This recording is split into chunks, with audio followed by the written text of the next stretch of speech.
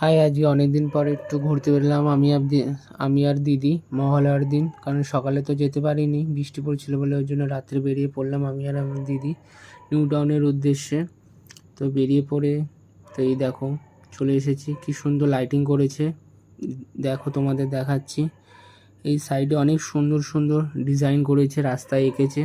এই দেখতে দেখতে আমরা চলে যাচ্ছি নিউ টাউনের দিকে।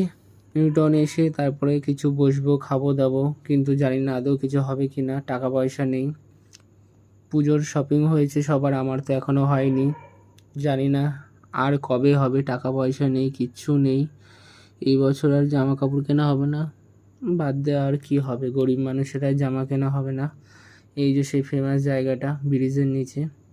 তারপরে এক্সেস মানে চলে আসলাম, চলে এসে এত জ্যাম, দিদি চা মা খেয়ে তারপরে আবার বেরিয়ে পড়লাম আমি আর আমার দিদি। এক জায়গায় নিমন্ত্রণ আছে।